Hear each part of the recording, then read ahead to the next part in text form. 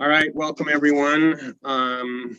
November 18th, this is a special meeting to include and start with a public hearing for some of our budget issues. Again, it's 11:01 a.m. and we'll start with a roll call. I'm Bruce Ansell. Rich Bossman. John Crawford. Kimberly McMurray. Jason Vanderveen. And we have Matt Paxton is here. Michael Finley is joining us. And Scott is on his phone, Scott Brown. And I'd like to note that, sorry for looking over to the right, I'm in a different desk setup today. So Scott Fisher is excused.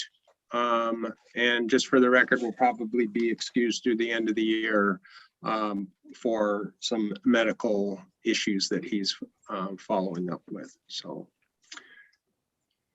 all right. So I guess on our agenda, we've got the volunteer pension board meeting up first. I think it's just an approval of minutes. So if there's a motion to approve those minutes, I'll entertain that. So moved. And a second. Second. Any discussion? I don't think there has been anything except opening and closing meetings for those things. Chief, is there anything else before the pension board that's going to happen? No, sir.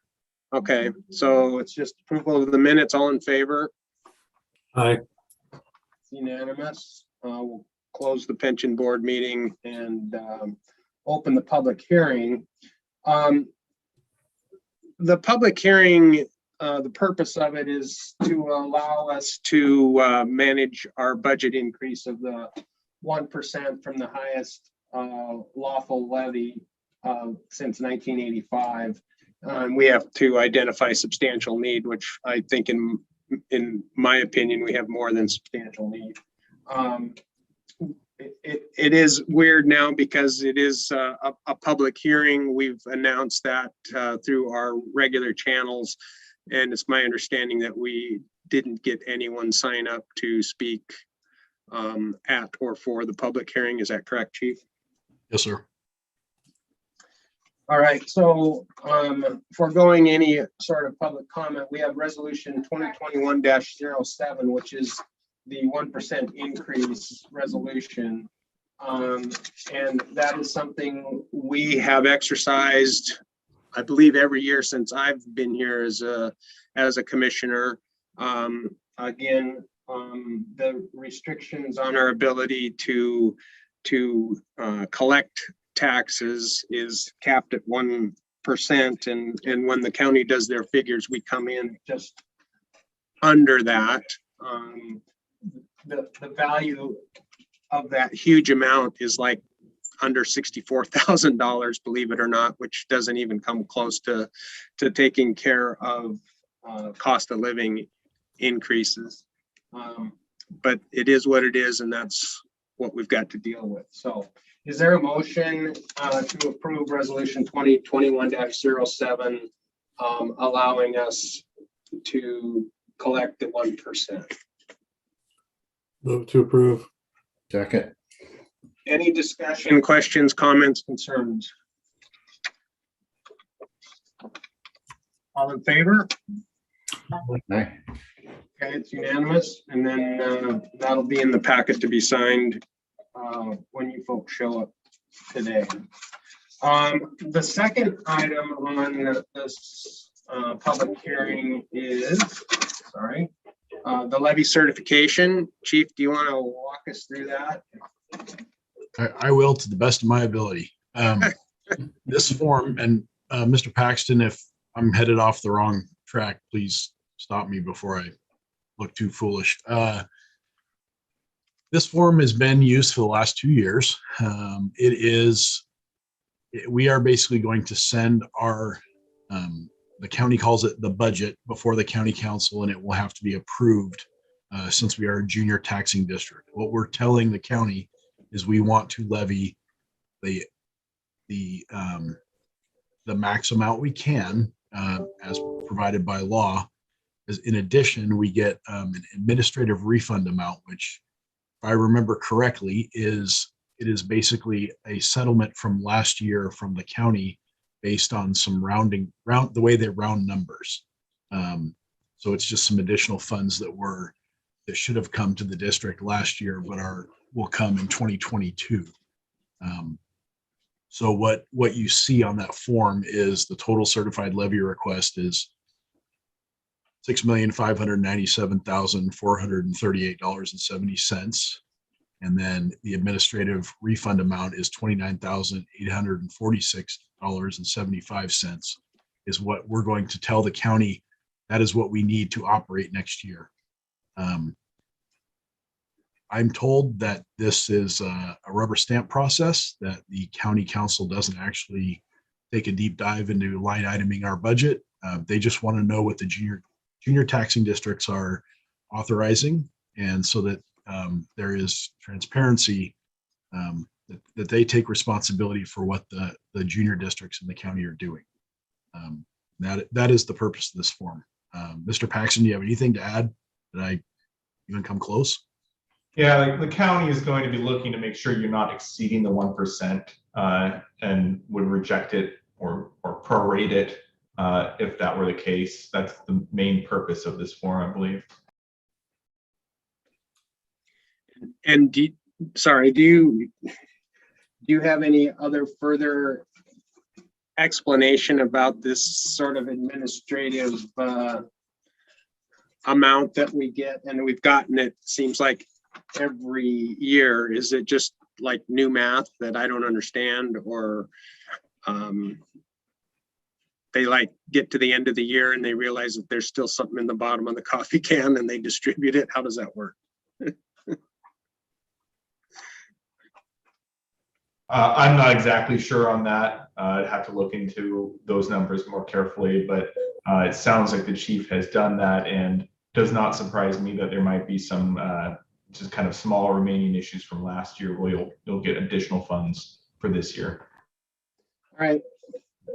So with that clear explanation, we'll need to authorize the or certify the levy, I guess, the amounts that the chief read. And again, those numbers were $6,597,438.70 and $29,846.75. Is there a motion to approve the levy certification? So moved. Second. Any further discussion? All in favor? Aye. It's unanimous. Thank you. So if there's nothing else before us in the public hearing, we will close the public hearing at 11:09 a.m. and open the regular meeting at 11:10 a.m. And the approval of the consent agenda is our first item. That includes the meeting minutes of October 19th, the staff reports, the financial reports. The total revenue for October, being one of our two payment months, was $2,286,188.57.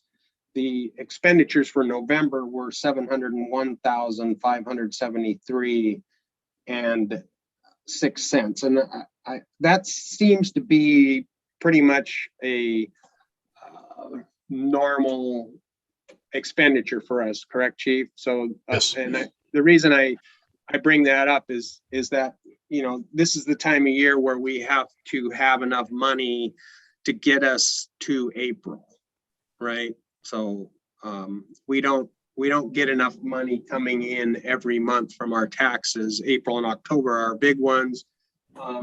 So from a smart budgeting standpoint, we have to have enough carryover in our reserves to get us from now until April when the tax dollars come in again. And I've been assured by our financial analyst and the chief that we do have adequate funds to bridge us through to April, which is nice to know. I'm not sure we'll be able to accomplish that next year, but we're certainly, I know the chief is doing his best to manage our dwindling tax revenues. So with that, I will read in the payroll and voucher numbers. Payroll was $315,743.75. Payroll tax vouchers, $64,677.50. Benefits voucher, $214,795.08. Monthly expenditure voucher, $105,463.57. Capital projects apparatus, $893.16. Wow, that's hasn't been that low in a long time, Chief. That's unusual. Can't tell if that's a compliment or a rebuke, but I'll take it. No, it's the way our apparatus has been having issues. It's kind of nice to see. Anyway, is there a motion to approve the consent agenda? Motion. Second. Moved and seconded. Any questions, comments? On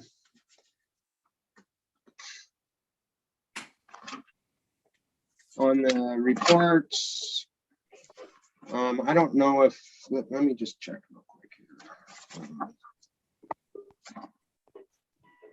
I guess the only thing I just like to make sure everyone is aware of the it was in the chief's report about our two retirees and sort of thank you get-togethers for them. Lieutenant Lieutenant Zylstra's will be this Sunday afternoon at 3 p.m. at Station 69. And then Lieutenant Smith's will be November 30th, which is next Tuesday at 2 p.m. at Station 61 in Blaine. These will just be, we're trying to follow the COVID protocols as close as we can, yet still do a little send off for them as they start their journey into retirement. Yeah, and I certainly intend to be at both of those. If any of the rest of you can make it, that would be great. It's kind of crazy during COVID to try to celebrate our successes, but we certainly wish both Keith and Leslie health and happiness in their retirement. So with that, is there any other questions, comments, or concerns about the consent agenda? All in favor? Aye. Aye. It's unanimous. Thank you. Commissioner meeting reports. Who wants to start? I guess I can start. I went to an all county commissioner meeting here, what was it, last week? So what we covered there was Rich Davis is going to be at the next one, and he will be covering the topics for all the information that new commissioners or standing commissioners need.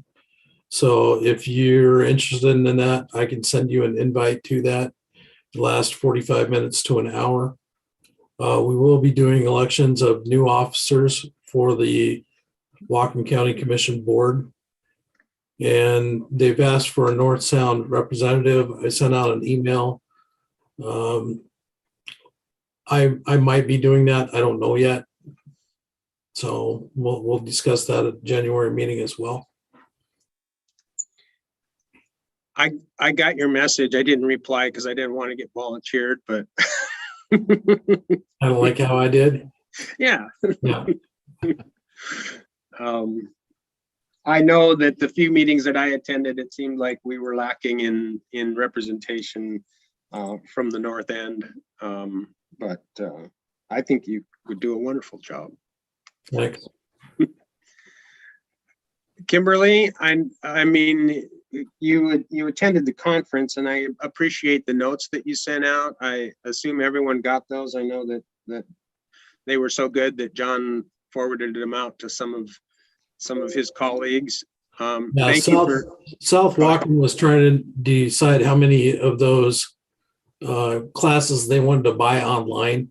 So they were looking for some good notes on each class. That's basically what I did. I just took them and forwarded and kind of edited them a little bit. Yeah, Kimberly, do you want to sort of enlighten us? I know that you're kind of newest to this group. Tell me what your thoughts were.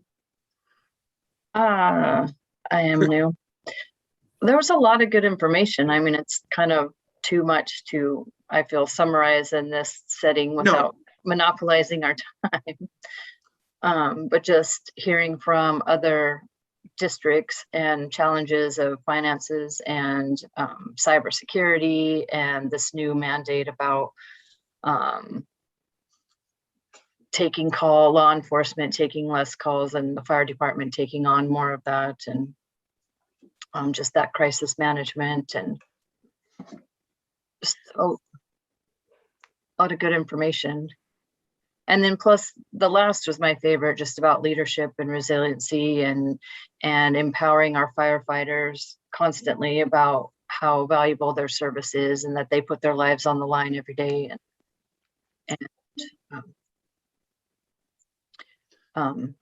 Yeah, reminding them of our appreciation and why we serve.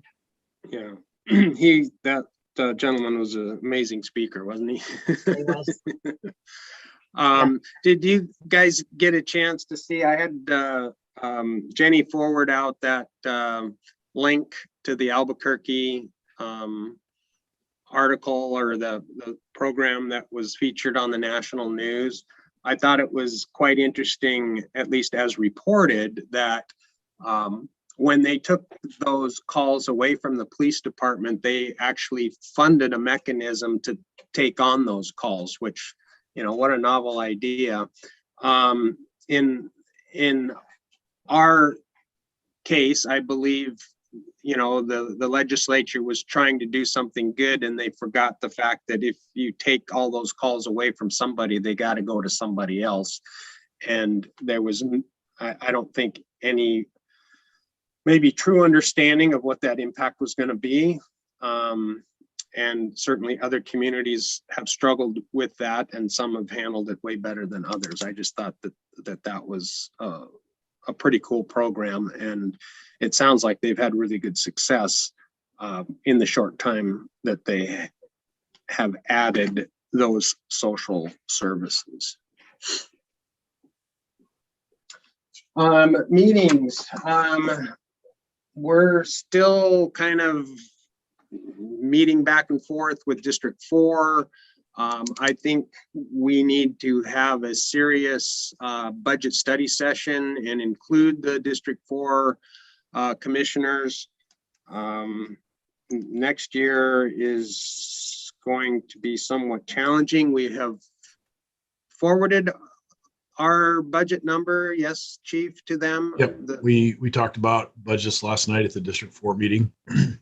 And so they have, they've been given the quarterly payment number and the overall budget number.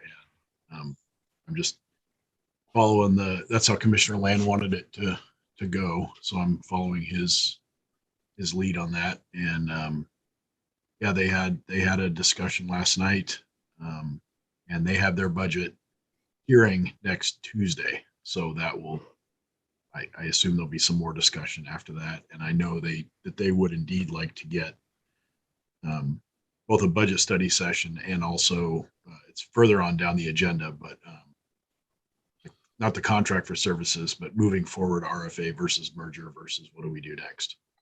Right, and we'll be discussing some of this in executive session later in our meeting today. So. Do we know when they plan on having a full board? Pardon me? They do. Actually, that last night, Commissioner Land was appointed So till the end of the year, they have a full board. Commissioner Land was appointed to fill in the gap between his position vacating and him starting his new position. It's almost a Venn diagram of how they're coming and going at District 4. It's a weird layover, but Commissioner Andrews and Commissioner Cooley reappointed Mark Land to his position until the end of the year, at which point he'll take over Harry's vacant, Commissioner Andrews' vacant spot. Then they will have to reappoint a third member of the board. Okay. Long story short, Commissioner Land was reappointed and will maintain his position as chair of the board. Correct. So, we did meet with the local regarding impact of COVID, and I will be having a discussion about some of that topic in executive session as well today. So, legal issues. Mr. Paxton, is there anything new, brewing, changing that we need to know about? Well, we had anticipated new vaccine mandates on a federal level. About 2 weeks ago, we received those guidances, one for employers with more than 100 employees, another one from the Center for Medicare and Medicaid Services. We had thought that the Center for Medicare and Medicaid Services might apply to fire districts. It turns out that it does not. And so I guess my legal report is nothing new coming to the fire districts from the federal perspective at this time. But the state mandates are still in effect, which require that we be vaccinated. Well, the federal ones would have impacted your administrative staff. The state one, you are correct, is still in effect, which affects all healthcare providers. Your firefighters, EMT, paramedics would fall within those categories. Very good. All right. Any questions for Matt at this point? All right. Local 106, Scott, are you still there on your phone? Yes, sir. I still am. Can you hear me? Yep. Yeah. First, I just want to thank everyone for all their hard work in the levy. We all know it unfortunately passed, but I appreciate everyone's help. I wanted to give a special shout out to Haley for all her work with planning the routes for the door knocking and the social media. And I also just want to thank Chief Intervening Commissioner Ansel for the open dialogue going forward without the levy passing as we continue to work together to figure things out. Next up, Chris Hollander ran unopposed for his union spot number 2, so he has that for a 2-year term. As previously mentioned in the meeting, there's the 2 retirees, Keith and Leslie, so hope to see lots of folks there because they will be missed. Also, as reported, the vaccine mandate MOU that was formally drafted to Chief Vanderveen and Commissioner Ansel. You guys are going to discuss that in executive. I'd also like to say that the new engine is in service at 69, and it's pretty awesome, and we appreciate it. Look forward to more of those coming online, hopefully. And a little good of the order, I'd just like to give a special shout out to Chris Hollander and Troy Freeman and Richie Dowdy for Bellingham for taking some boats out and helping people out in Everson and Sumas. Those are ones I've been made aware of. If anyone else I missed, I apologize, but just wanted to say thanks to those guys for doing that. So that is all I have right now. All right. Thank you, Scott, for attending remotely on your phone. No All right. problem. Thank you. All right. Unfinished business. Levy lid lift. Where do we start? Chief, you got any words of Uh, wisdom? I'll, in my normal sunny disposition, I'll start with good news, and that's congratulating Commissioner Crawford and McMurray on their unopposed Very runs at their positions. Thank you very much for your service. I appreciate it. I know the troops appreciate having a solid,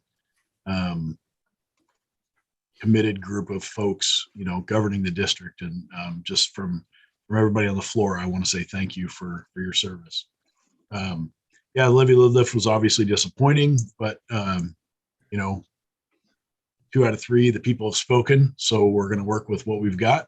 I think that I sent out an email to everybody and included the commissioners in that. This is not reflective of what our people do on a daily basis. That's not what the people were voting for. I truly believe they appreciate and love the service that they get.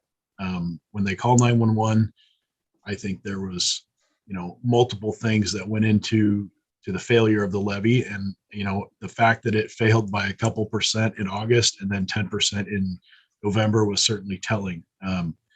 The sending out of the increased property assessments by the county certainly didn't help 3 weeks before the election. Just what's going on at the federal level, the divisiveness we see in our country, and the fact that we're a rural county. And I think there's a bit of a tax revolt going on. And obviously I'm not going to speak to the politics that go into that, but I think we heard loud and clear that, a majority of our folks right now don't want a tax increase. I may have said it before, but I don't think they quite understand the way that we're funded. And that is definitely, if I've learned one thing in the last 2 years, it's trying to explain municipal finance to anybody is extremely difficult. And I hope it's confusing because it's confusing and not because we make it confusing, if that makes any sense at all. So yeah, we move forward from here. I think, the levy lid lift is, I guess in my opinion, it's dead. It's not worth spending much time over. Those elections are expensive, and the run up to elections are expensive. And I think we need to, all of us collectively need to get together and figure out what's our strategy, because we took 2 runs at it and it didn't work. So obviously we need to come up with something different, whether that's, a tiny levy increase to keep our day-to-day operations going, and then everything big that we need after that, apparatus and buildings gets bonded so that the public knows exactly what they're paying for. Maybe that's the solution. Maybe it's bake sales. I honestly don't know. I think we need to do some research with our public, and not just the public that we know, but the public that we don't know. Because everybody that we talk to, and when the firefighters are on doorbell, and everybody's in support, but obviously 60% of everybody's not in support, and that's okay. But we need them. We made a package and tried to present it to the public as this is what service we'd like to provide. They said no. So now we need to listen to our public and find out what level of service do they want, and do they understand what that means. That's really all I got to say about the levy lid lift. All right. So in an effort to sort of dispel this fear in everyone about increasing taxes, I went back over a 6-year period and pulled my property value assessments and tax rates. And interestingly, in that 6-year period, twice my payment to the fire district went down. So between 2016 and 2017, my taxes to the fire district went down $15 for the year.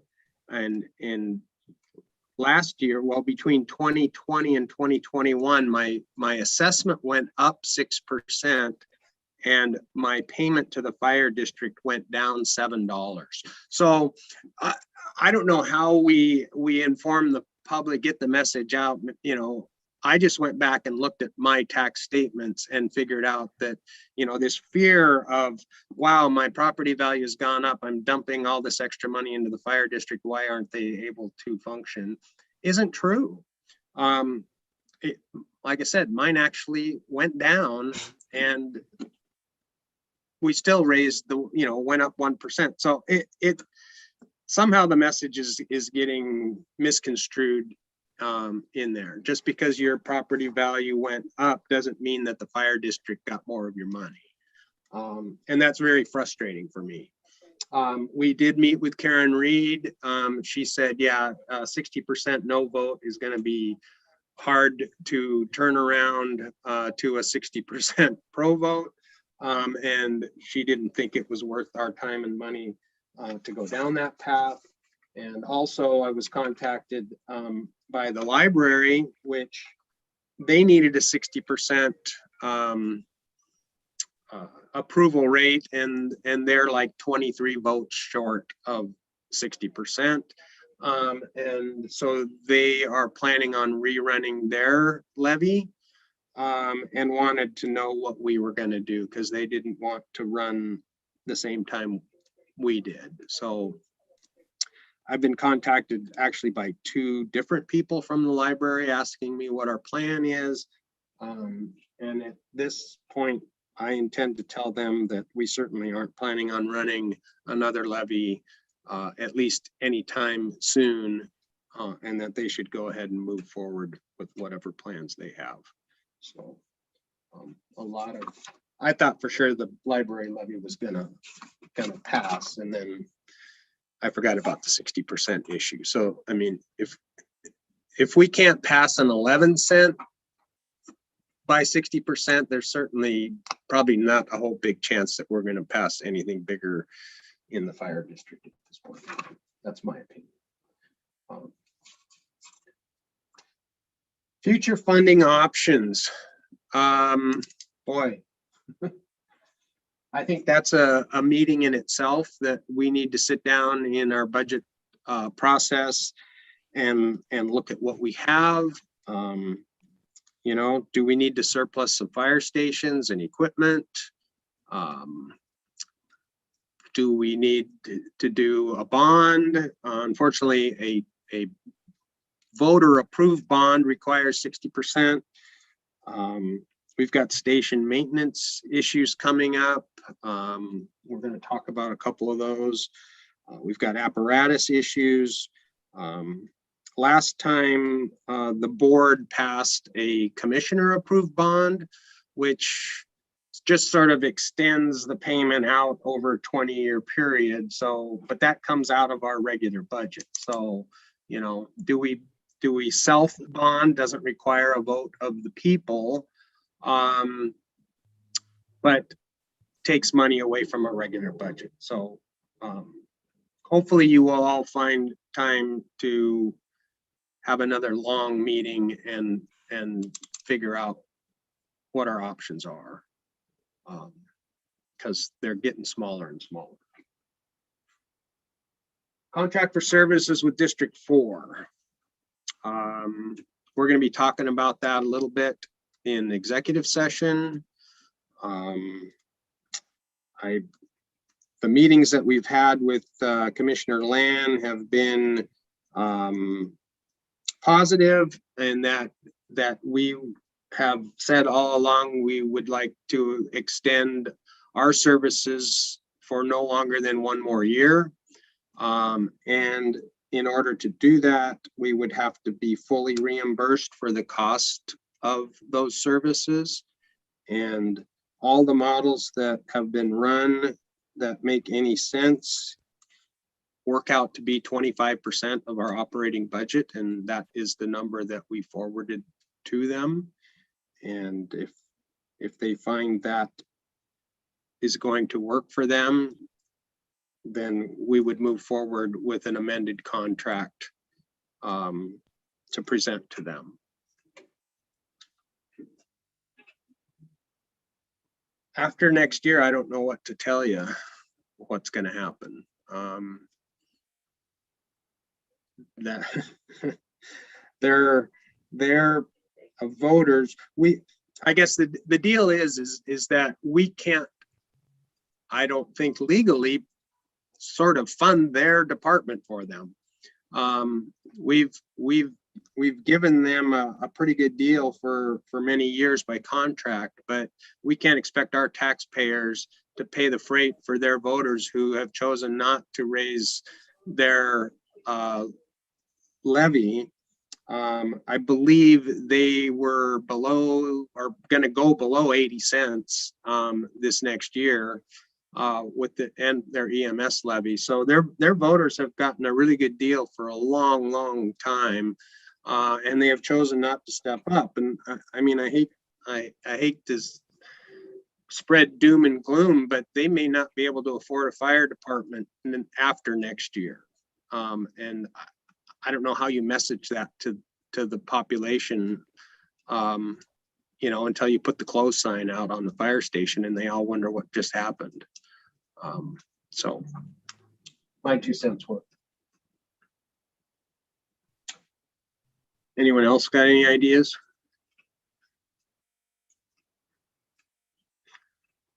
All right, law enforcement response.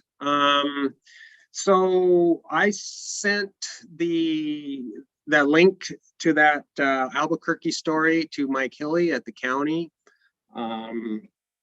I truly believe that there's money available in the county EMS levy, and I think it's irresponsible for us to be given another unfunded mandate.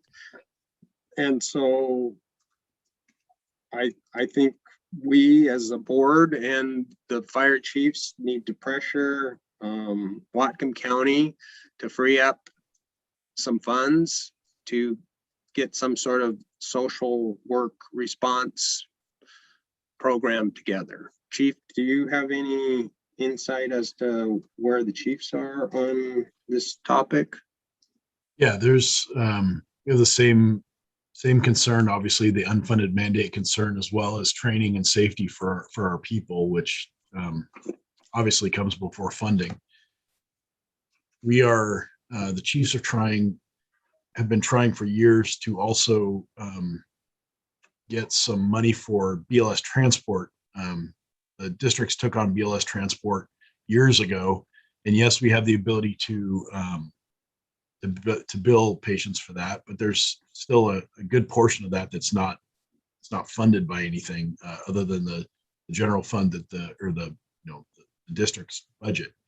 So it appears that we're close to an agreed upon matrix for how we would be reimbursed, and that would certainly be welcome. It's a decent amount of money. I don't want to quote anything because it's still in kind of the final stages of discussion, but it would be a good reimbursement for the district. So we're trying to take this kind of a two-pronged approach. One is, let's clean up the BLS transport that we've been talking about for 5 years, because we haven't got anywhere on that.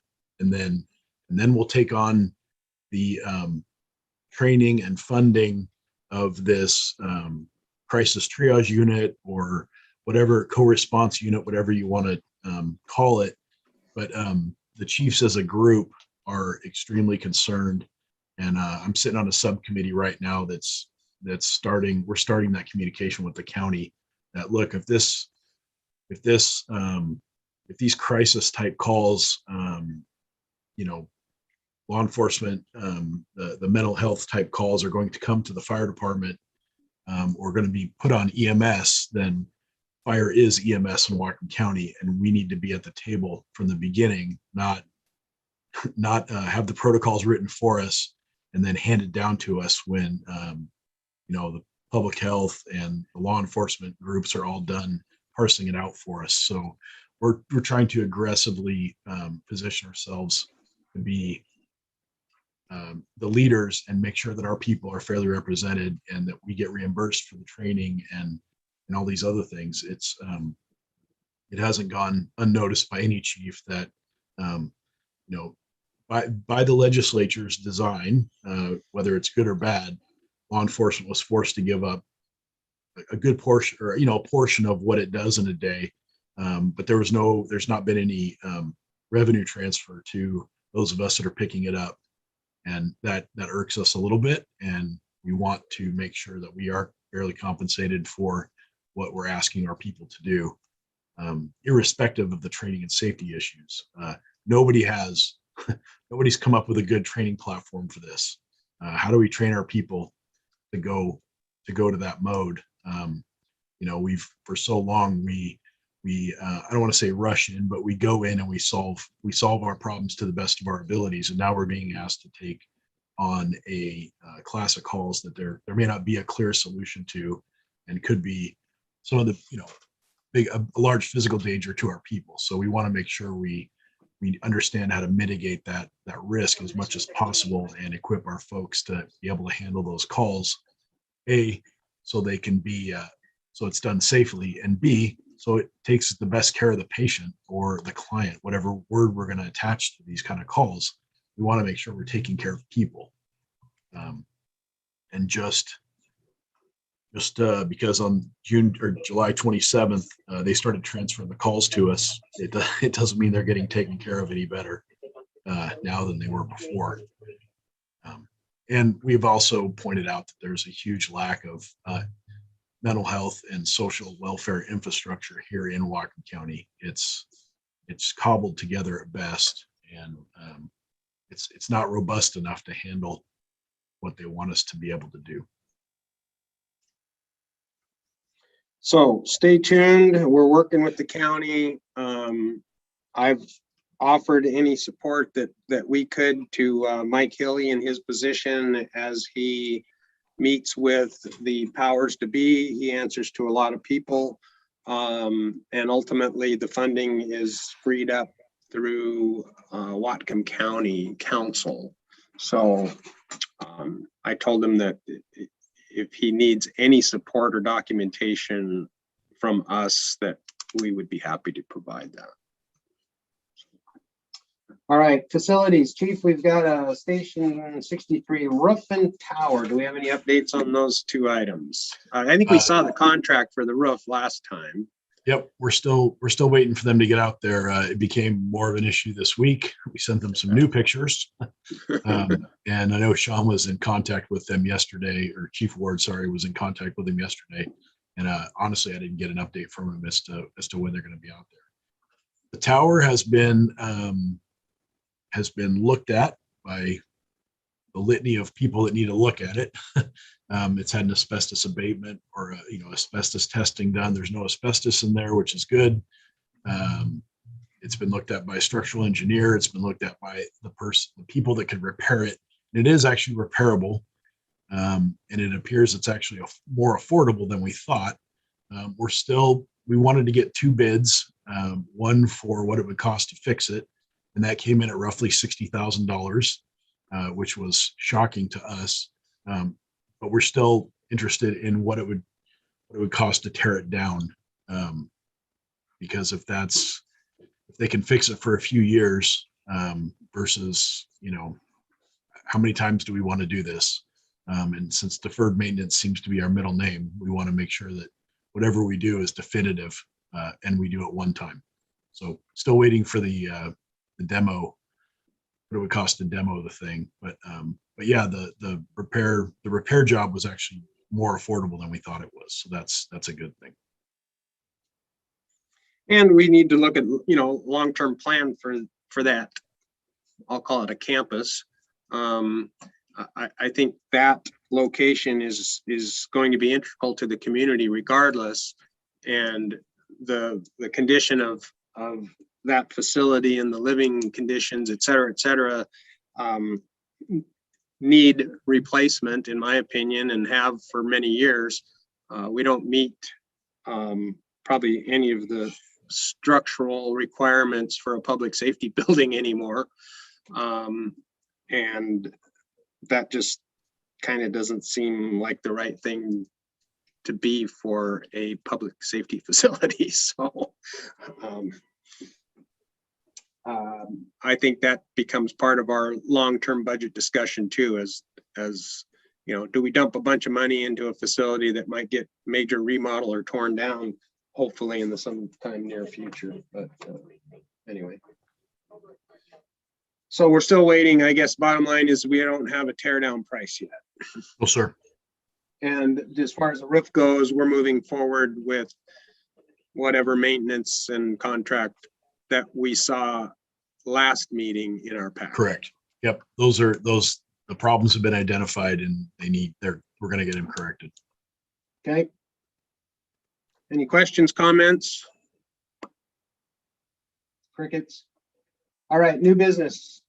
We need to plan a budget study session, and that has to occur before our December meeting, which is scheduled for December 16th.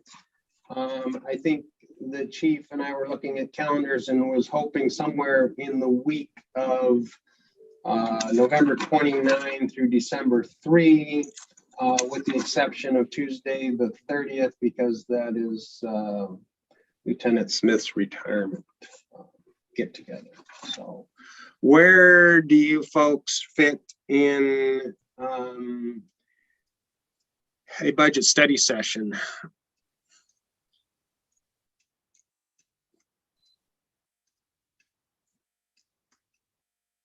I know we got the holidays coming up, but we do definitely have to have something before the 16th. Do we want to try to do this on a Saturday? Well, that's up to you guys. Day of the week doesn't mean anything to me. I know it does to other people, unfortunately, but I'm open anytime, any day. Saturday the 4th, I'll throw that out there in the morning. Okay.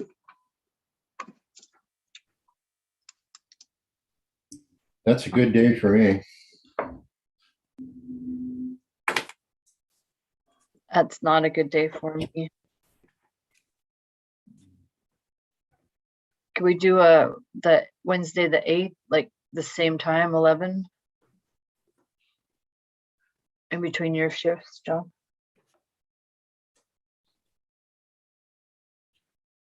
Let me check. I think we need, well, Chief, you tell me, but I mean, I think we're talking like at least 4 hours. I think it's going to be, I think we need to invite District 4 to it. And so that we can have, the possibility of 2 discussions. One is budget and the other is future funding. And I know that Mark is off on Mondays. Correct.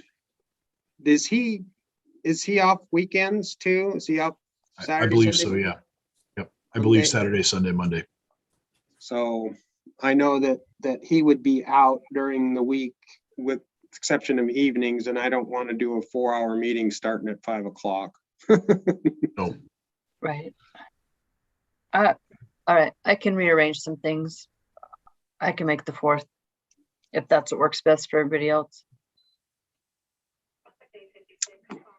All right, well, let's tentatively put that one in and we'll confirm, and maybe Kimberly, you can talk to the chief and Jenny when you come in to sign the stuff and see,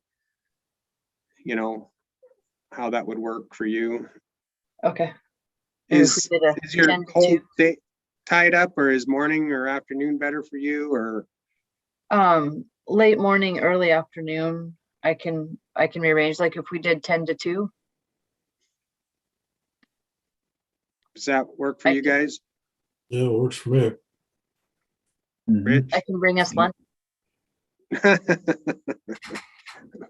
We'll figure something out. Yeah, we should plan something for lunch too. All right, so I'm gonna put down 10 to 2 on the 4th, and then we'll have Jenny confirm that with everybody this next week.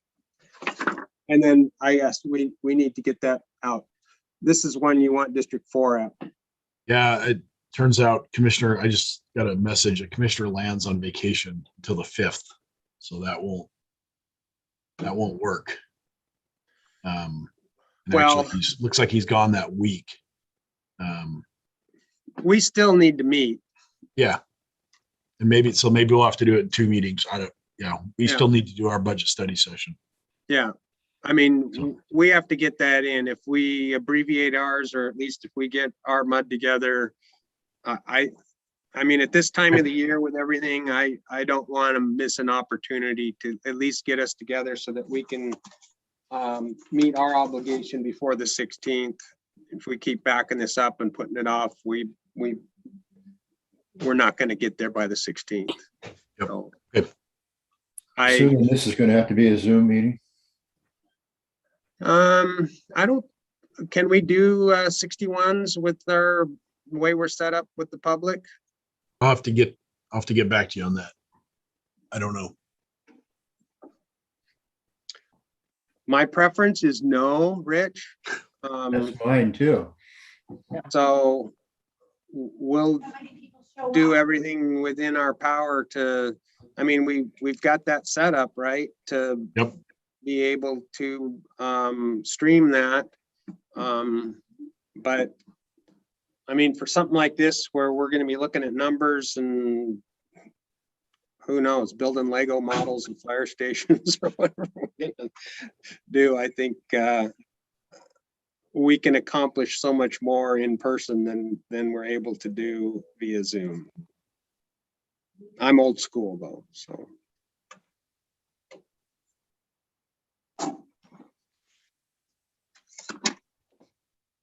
We will get back to everyone on that question, Rich. Again, I prefer to be in person. So do I. Me too. All right, we'll see what we can do. All right. Thank you for that. Everyone is okay. The 16th, are we still 11 o'clock, John? Does that work for our next meeting? This does. Our regular meeting, regular special meeting. 11 a.m. on the 16th. That's good for everyone else. Yes. Rich, that works for you? I'm looking here.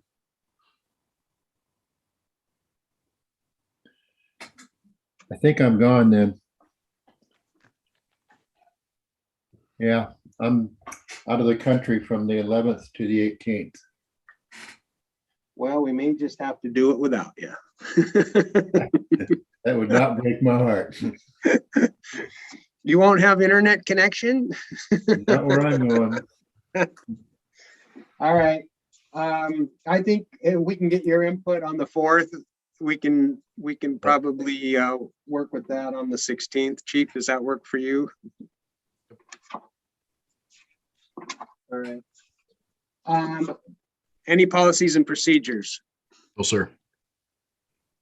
Correspondence, we had a final settlement from 2019 from GEMT, getting us another $28,635.65. Correct. And then various, let me see here.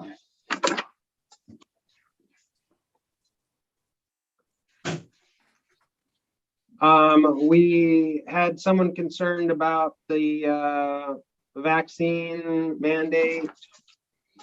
We had 1, 2, 3, 4 thank you letters for our services.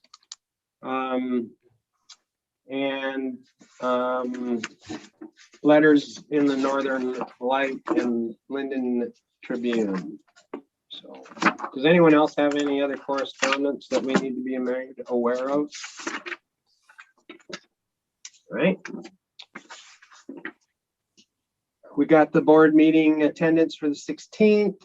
I know that, again, Scott Fisher won't be able to attend and Rich won't be able to attend. We'll still have a quorum, assuming that the last standing 3 of us don't come up with something crazy. Next meeting agenda items, probably contract with District 4. Continue with the facilities update. I think we're done with the levy lid lift for now. I guess future funding options can stay based on our budget discussions on the 4th. Anything else, Chief, that we need? Nope. Well, I guess that's going to be the approval of our budget, right? Yeah, it'll be, yep, the approval of, yes. All right. We need to have an executive session. I am thinking it's going to take 30 minutes at the least. So we will start with that amount, and this is for per RCW 42.30.110 section I, to discuss with legal counsel representing the agency litigation or potential litigation to which the agency, the governing body, or member acting in an official capacity is or likely to become a party when public knowledge regarding the discussion is likely to result in an adverse legal or financial consequence to the agency. That's one. And number 2, RCW 42.30.110 section G, to evaluate the qualifications of an applicant for public employment or to review the performance of a public employee. So those are the 2 items in executive session. It's 11:57. If anyone needs to take a break, we could do that, or is everyone on the board okay? Kimberly, you all good? John? Good. Rich? Yep. Okay. We will be back at 12:30. So we'll cut the live stream. Mike, So- we won't be able to have you in executive